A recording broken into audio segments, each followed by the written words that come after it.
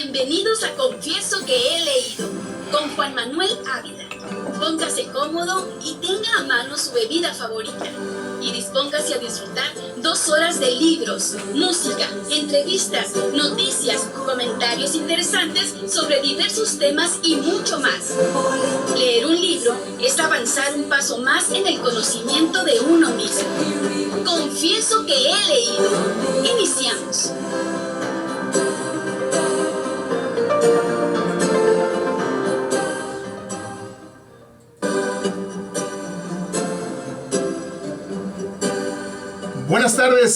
Buenas tardes y muy tarde, son las 7 de la tarde con 10 minutos 12. en punto. Con 10 minutos, una disculpa por el retraso, pero estábamos aquí armando un enlace que, bueno, ahorita van a ver de qué se trata, un enlace que vamos a ir hasta el otro lado del mundo, en una llamada, hasta Myanmar, la antigua Birmania, Yangon se llama la ciudad. Ahorita esperemos que las pruebas que hicimos ahorita, por eso nos retrasamos un poco. Esperemos que con las pruebas que hicimos ahorita todo resulte como usted se merece, que resulte muy bien. Pues buenas noches, bienvenidos a esta bella, húmeda, fría, pero siempre cálida y hermosa capital del estado de Sonora, Hermosillo. Conste que ahora no dije nocturnale, aunque ya está oscureciendo más temprano, a las 5:30 de la tarde, ya estaba oscureciendo, aunque por allá en Myanmar van a ser las 10 de la mañana. Son 13 horas y media, o sea, ahí no es de 12, 13, 14, son 13 horas y media. ¿Sí? Así, en punto, así como decimos aquí, ¿no? Pues bienvenidos al tomo número 94 de Confieso que he leído, hoy lunes 25 de noviembre de 2019. Bienvenidos.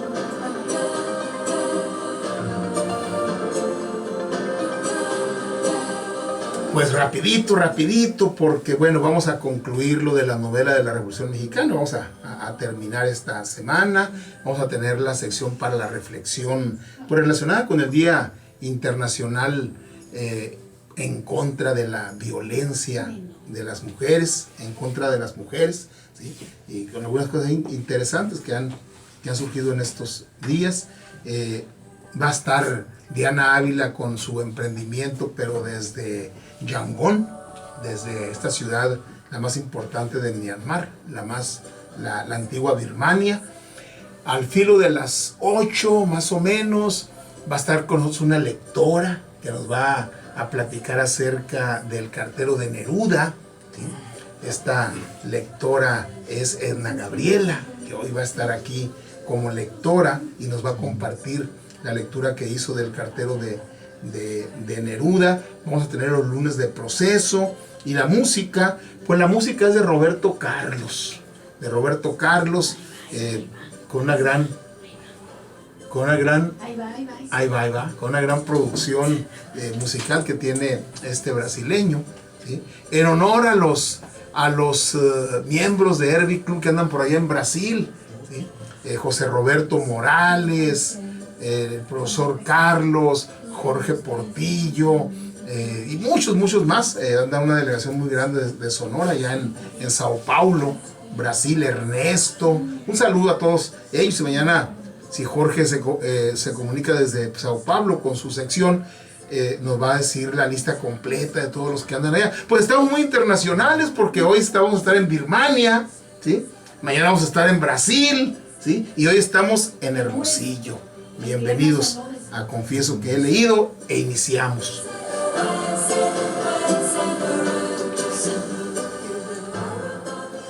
Pues en la novela de la Revolución Mexicana, aquí, pues ya ven que se habla de que hay alrededor de 300 producciones de todo tipo, entre novela, cuento, diverso tipo de narrativa, ¿sí?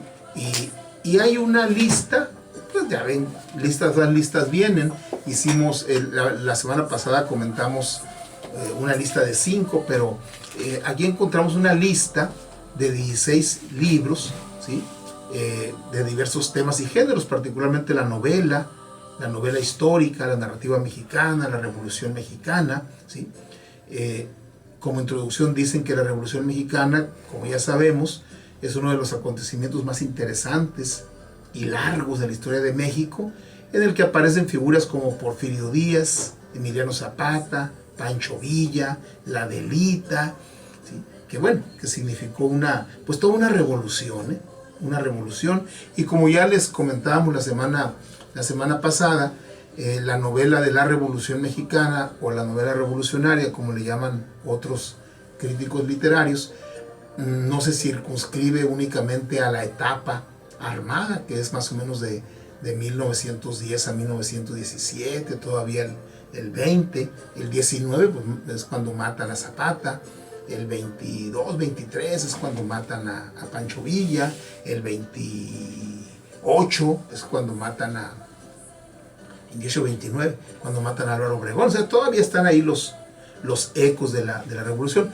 sino también la etapa previa, que habla mucho del contexto histórico que va a dar origen a la primera revolución social que hubo en el mundo y que tuvo obviamente un gran impacto en nuestro país. Pues fue otro país, ¿sí? El nuestro. Obviamente la primera década muy convulsionada, la segunda década también muy convulsionada, ¿sí? En los 30 ya más o menos empieza una cierta estabilidad, ¿sí? Pero todo eso trajo como consecuencia pues cambios profundos que con el tiempo, como muchas cosas, pues se fueron desgastando, ¿sí? Y también se incluye en la novela de la Revolución Mexicana las novelas que fueron secuela posteriormente, ¿sí? Se dio de manera posterior.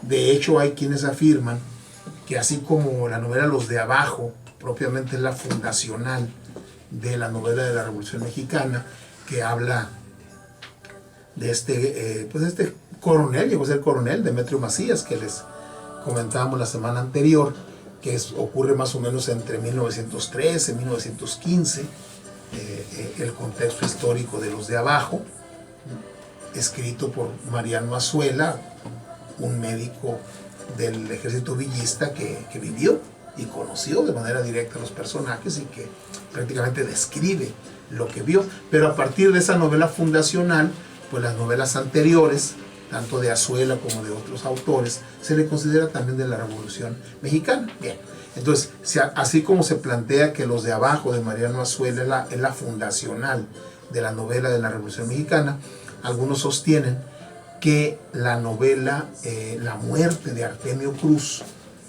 de Carlos Fuentes pues viene a ser ya la muerte propiamente de la novela de la Revolución Mexicana.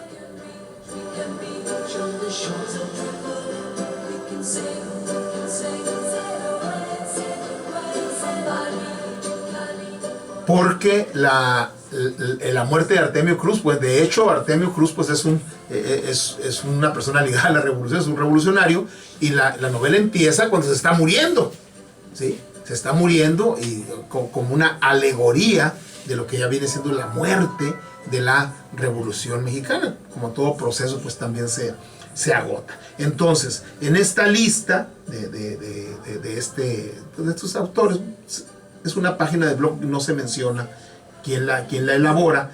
Está evidentemente primero Los de Abajo, ¿sí? Los de Abajo, y luego viene entre comillas, se acaba la revolución y se acabó todo. Lástima de tanta vida cegada, de tantas viudas y huérfanos, de tanta sangre vertida. Todo, ¿para qué? Para que unos cuantos bribones se enriquezcan y todo quede igual o peor que antes, dice uno de los personajes de Los de Abajo.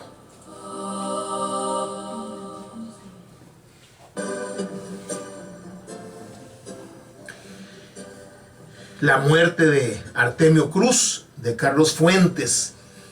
Viene otra cita de uno de los personajes. Los que quieren una revolución de verdad, radical, intransigente, son por desgracia hombres ignorantes y sangrientos.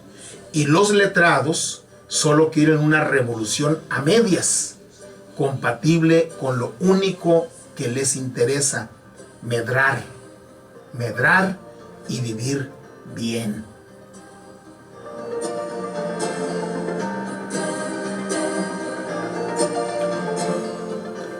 Al filo del agua es una novela de Agustín Yáñez, ¿sí? Que llegó a ser secretario de Educación Pública, ¿sí? Cuántas heridas abiertas por el rebullicio de los músicos, por las nunca oídas melodías, amor, ensueño, tristeza dulce, íntimo júbilo, hallazgo de buscadas expresiones que desvelaron al pueblo y revelaron a los adolescentes un mundo, un lenguaje nuevo. En la noche del 8 al 9 de diciembre, mundo y lenguaje presentidos muy cerca. Al filo del agua transcurre en un pueblo, ¿sí? Y se narra, se muestra la manera tan brutal como la revolución, la bola, ¿sí? Va y repercute en un pequeño pueblo, y la verdad se hace estragos. Es una manera pues muy realista de mostrar lo que es una revolución. Claro, tiene su lado romántico, lucha por ideales, y en un momento dado las sociedades no tienen más remedio que hacer una revolución para poder cambiar las cosas, pero esto no quita el otro lado, que está retratado en los de abajo, ¿sí? Con los propios revolucionarios, pero está retratado en Al filo del agua, en un pueblo que ni la debía ni la temía, pero la sufrió.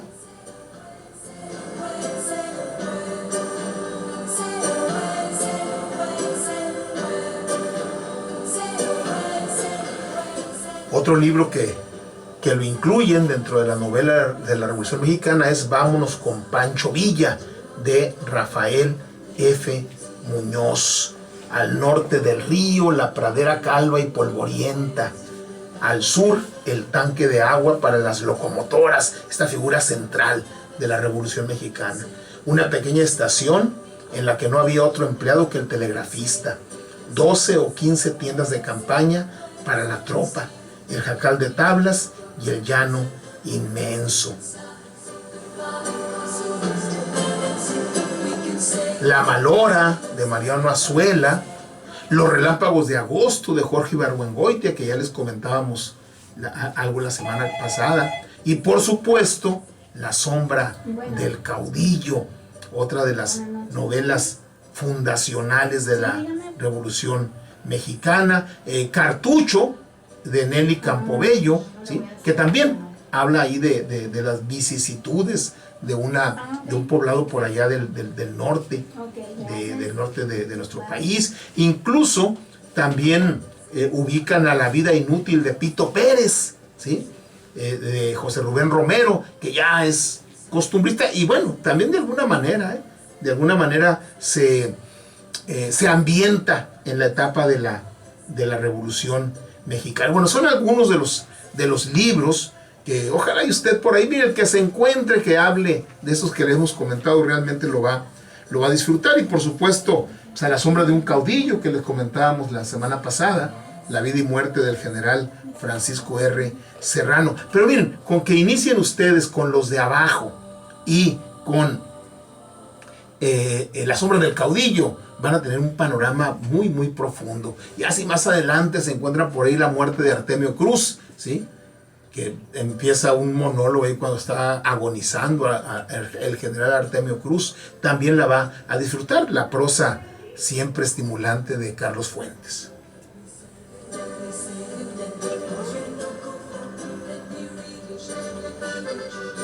Café Tatiasca, el café del gran señor. Café auténtico de altura. Presenta.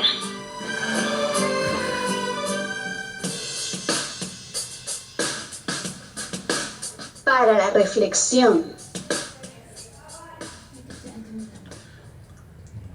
Pues hoy se conmemora, podemos hablar que es una conmemoración del Día Internacional, el Día Internacional de la Eliminación de la Violencia contra la Mujer, ¿sí? Y pues miren, no les voy a hablar de cifras, ¿eh? La verdad es que a mí en lo personal ya me choca mucho cuando los funcionarios y las funcionarias salen a dar cifras. Las cifras, los mexicanos y las mexicanas ya las tenemos, ya las conocemos, las cifras, y desafortunadamente no solo se conocen, sino en muchos sentidos también se padecen, ¿no? Y aquí en Confieso que he leído, pues no queríamos dejar pasar esta conmemoración. La verdad es que cualquier tipo de violencia es deleznable, es criticable, ¿sí? Y la violencia ejercida contra la mujer es aún peor, ¿sí? Así sea por un desconocido, ¿sí? O así sea por un conocido, porque desafortunadamente la mayor parte de la violencia que sufre la mujer en nuestro país es por personas conocidas, papás, maridos, novios, hermanos, tíos, ¿sí? Es una situación realmente muy, muy, muy preocupante, ¿sí? Y va desde el extremo del llamado feminicidio, que afortunadamente ya se adoptó como concepto para poder actuar en consecuencia en nuestro país. Va desde el feminicidio, que ya es el momento catastrófico de la violencia, pero también hay violencia psicológica, también hay violencia económica, a veces violencia verbal, ¿sí? Y desafortunadamente muchas mujeres sufren de manera cotidiana la violencia verbal de las personas con las que viven, ¿sí?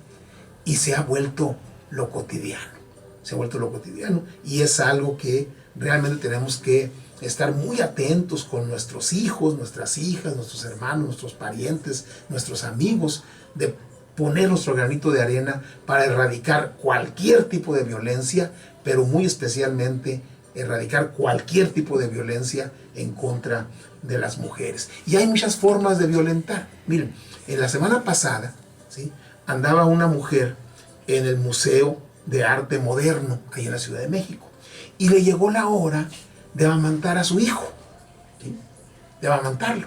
Y ahí en el museo, pues lo que hizo, lo que hace cualquier madre responsable, se puso a darle pecho a su niño. Pues fueron las autoridades del museo y la sacaron. ¿Sí? Bajo el argumento de que en el museo estaba prohibido comer. Entonces, si estaba prohibido comer, el bebé no podía comer, ¿sí? Hagan usted el favor, ¿no? Eso es otro tipo de violencia. ¿Qué hicieron las mujeres? Afortunadamente también ya se están tomando cartas en el asunto. Un grupo muy, muy numeroso, más de 40 jóvenes y hermosas mujeres, estoy viendo aquí las fotos, se fueron con sus bebés, pues mujeres que andan entre los 20, los 25, los 30 años, ¿sí? Fueron, se sentaron en medio ahí del Museo de Arte Moderno, ¿sí?, con su niño, ¿sí?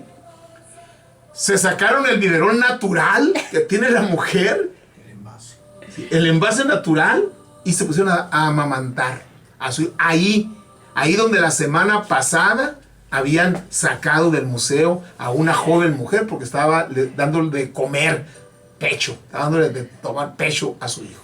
Entonces, una manera de protestar, ni modo que la saquen a todas, ¿sí? Lo que hizo finalmente, con cierta sensibilidad, las autoridades del museo es, bueno, decir, bueno, está bien, disculpe, lo permitimos, vamos a cambiar el reglamento, y ahora sí, mujer, si usted va con su bebé y llegó la hora de comer porque no espera, si no el niño empieza a llorar, ¿sí?, pues hay que hacer lo propio y darle de comer al niño, ¿sí? Convocada por el colectivo Normalizando la Lactancia en México y el Centro de Maternidad Luperca, ayer se realizó una tetada, así le pusieron, una tetada en el Museo de Arte Moderno, en desagravio al hecho de que hace unos días una mujer fue retirada del lugar por amamantar.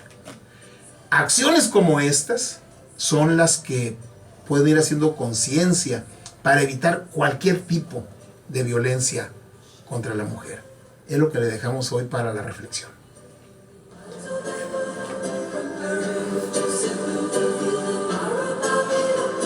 Pues tomamos nuestro separador lo colocamos y vamos a escuchar la primera melodía de Roberto Carlos, que es La Montaña, pero en portugués. Vamos a empezar con portugués. Y mientras vamos a ir haciendo la llamada hacia Yangon, en Myanmar, la antigua Birmania, para continuar en Confieso que he leído, muy internacionales el día de hoy.